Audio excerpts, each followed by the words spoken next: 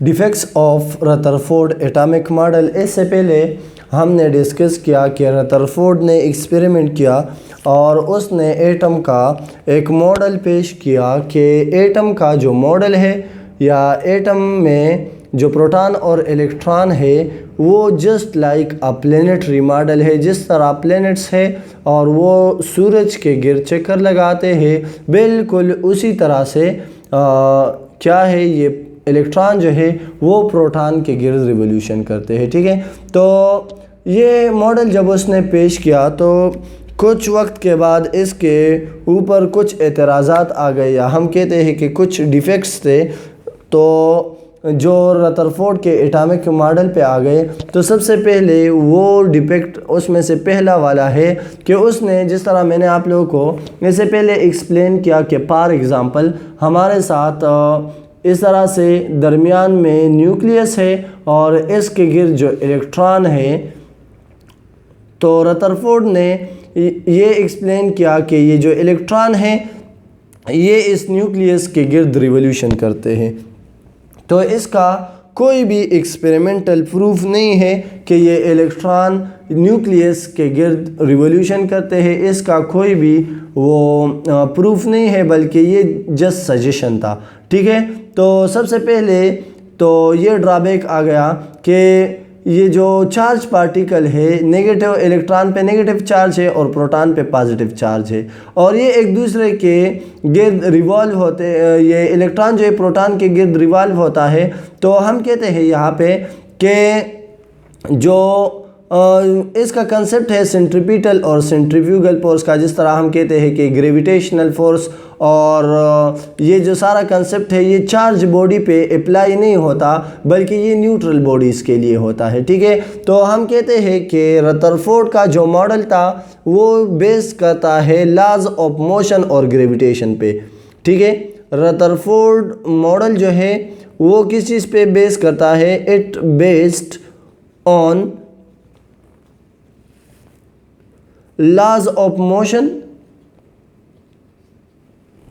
laws of motion and gravitation, ये इसके ऊपर बेस है। and it do not have proof and there is no proof, there is no proof for revolution of electron। Electron जो revolve होते हैं इसका कोई भी प्रूफ नहीं है फॉर रिवोल्यूशन ऑफ इलेक्ट्रॉन। ये क्या है? It is just a suggestion. ये रदरफोर्ड की तरफ से क्या है? सिर्फ एक सजेशन है कि इलेक्ट्रॉन जो है वो प्रोटॉन के गिर्द जो है वो रिवॉल्व होता है। ठीक है, दूसरा जो पोस्टुलेट है, जिस तरह वो मैक्सवेल थ्योरी है जिसमें कहते हैं कि कोई भी बॉडी जब मोशन करता है तो मोशन के साथ साथ इसकी काइनेटिक एनर्जी कम होती जाएगी। फॉर एग्ज़ाम्पल एक बॉडी है, जिस तरह हमने कहा है कि work is done by energy या ability to do work is called energy. तो वर्क जो है वो किस चीज़ पे होता है? वो एनर्जी पे होता है। ठीक है, तो यहाँ पे ये मोशन जो है, इस तरह ये जो मोशन होता है, ये मोशन होते ही हम कहते हैं कि इलेक्ट्रॉन की एनर्जी जो है वो क्या होती जाएगी?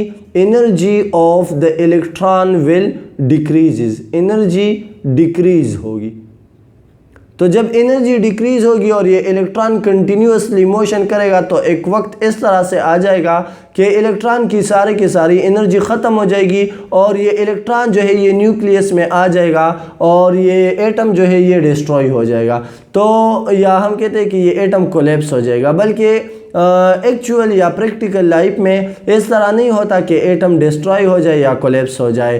तो इसी वजह से ये भी रदरफोर्ड के मॉडल का एक डिफेक्ट है कि इलेक्ट्रॉनों के साथ अगर इलेक्ट्रॉन कंटिन्यूसली मोशन करता है, if electron revolve around the nucleus, the nucleus continuously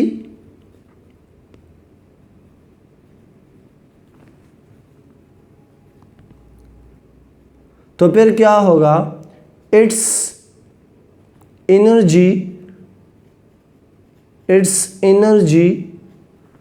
will decreases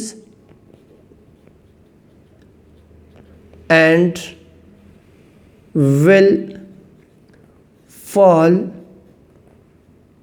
in nucleus. As a result,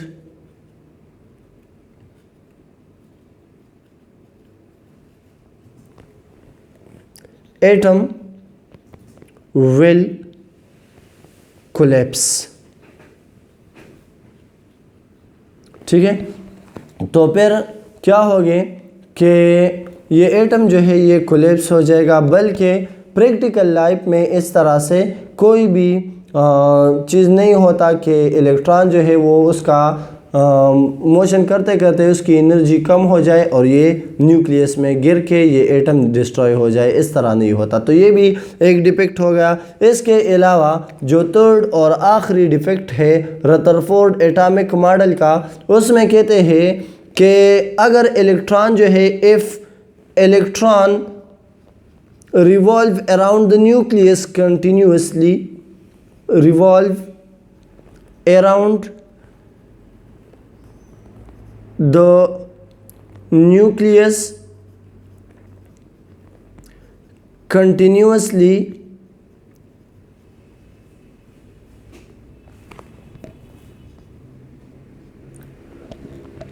its spectrum will be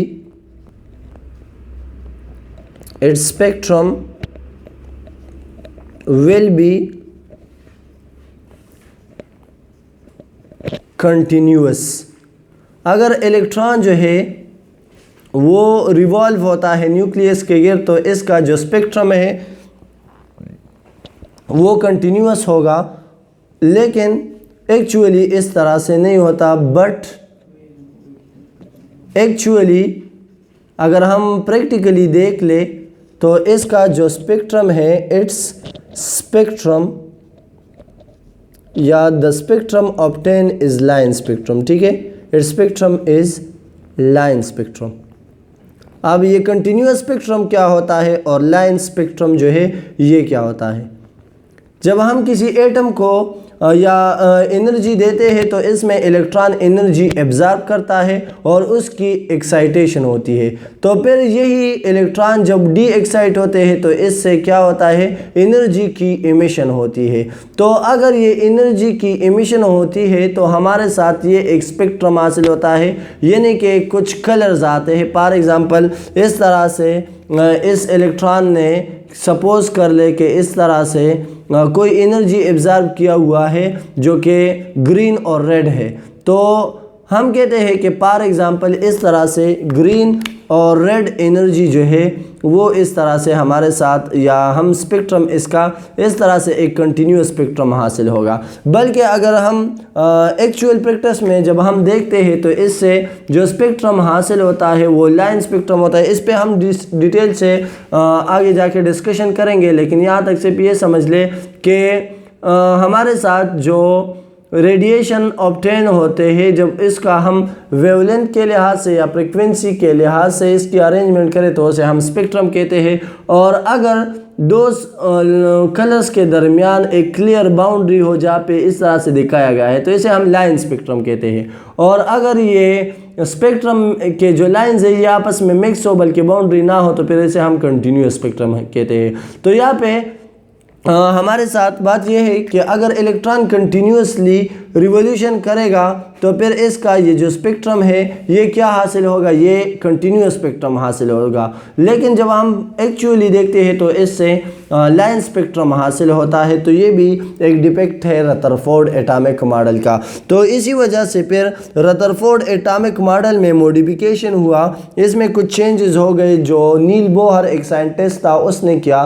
तो इंशाल्लाह नेक्स्ट लेक्चर में हम वही मॉडिफिकेशन पढ़ेंगे कि बोहर ने ने जो एटॉमिक मॉडल पेश किया है रदरफोर्ड के एटॉमिक मॉडल में मॉडिफिकेशन करके कि वो किस तरह से है। तो इंशाल्लाह नेक्स्ट लेक्चर में हम नील बोहर के एटॉमिक मॉडल को